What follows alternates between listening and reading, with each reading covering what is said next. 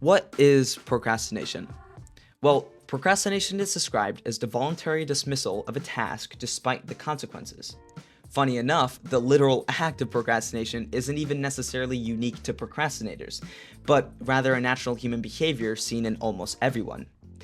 Now, of course, I don't mean to imply that procrastination is a good thing, rather that it isn't inherently bad in small doses, although habitual procrastination is where problems can begin to arise. Over 75% of college students have admitted to being habitual procrastinators.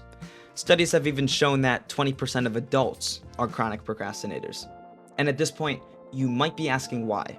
Well, one of the biggest causes of procrastination is the preset notion that we must feel inspired or motivated to work on a certain task at a designated time.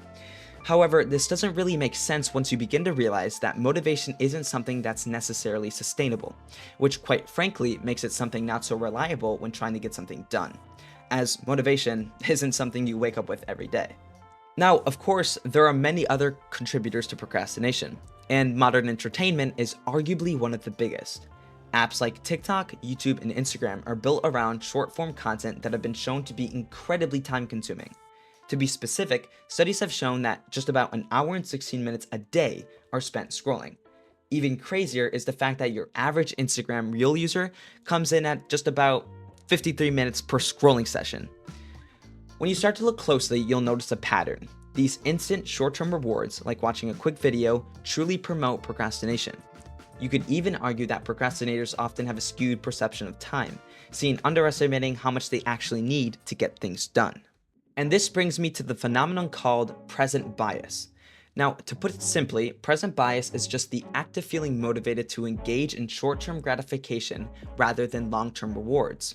A very common example to put this into perspective that I'm sure some of you could relate to would be like choosing to scroll through TikTok rather than working on that essay you have due in 2 days. Another example of a present bias situation would be choosing to gain $10 today rather than 15 tomorrow. Researchers have described procrastination as present bias and preferences, which really does make sense because we choose instant gratification even though it might not be the best choice in the long run. Now, for people who don't procrastinate, it can be hard to understand why someone would delay a task, especially when it's as simple as saying, "get it done." To really get why procrastination happens, we need to look at how our brain works. We need to dive deeper into the science of procrastination. There's a part of our brain called the prefrontal cortex, which is responsible for decisions, planning ahead, and controlling our urges. Procrastination starts when this part of the brain gets caught up in beef with our limbic system.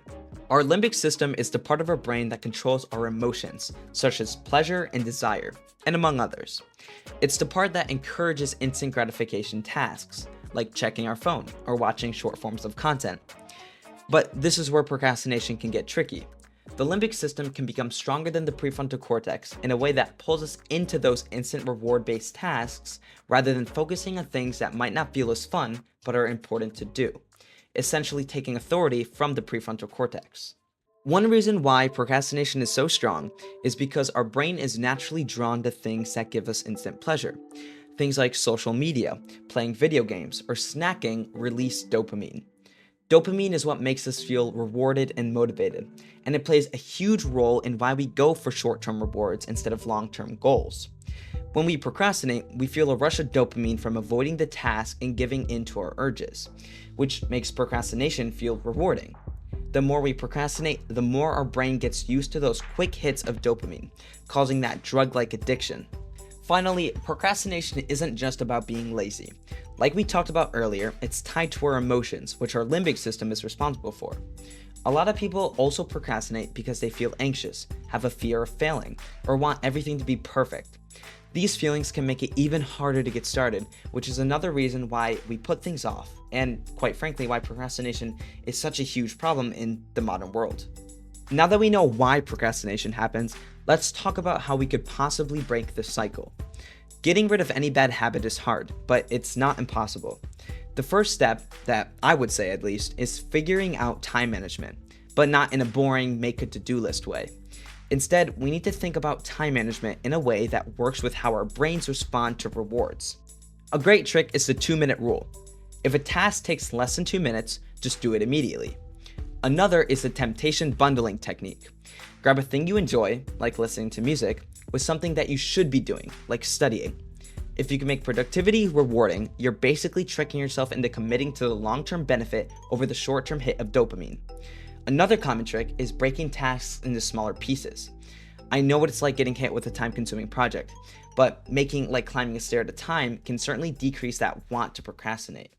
At the end of the day, maybe the question isn't why we procrastinate, but how can we outsmart our brains into doing what's best for us in the long run?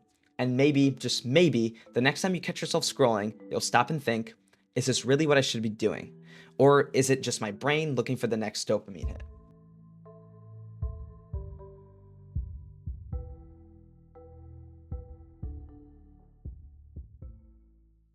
And now my mother for the interview portion of this video. Would you consider yourself a procrastinator? Why or why not? No, I would not consider myself a procrastinator. I like to get things done because if I don't get things done, it bothers me. So I tend to do things first. So, what do you believe we can do to stop procrastination in the future? I think lists help people prioritizing what needs to be done in their lives in order from what's most important. And then I like lists a lot. I use them every day, and I think lists are great for people. And then they can, just check off the list what they have to get done. And it'll also ease a lot of anxiety. So, do you think that modern entertainment is a big problem when it comes to people procrastinating? Yes, absolutely. I think social media is very addictive for everybody, all ages, and I think that it is a big contributor to procrastination because it takes you away, and it takes you away from what you should be doing. Absolutely. Okay, thank you. That's it. Okay, thanks. Bye.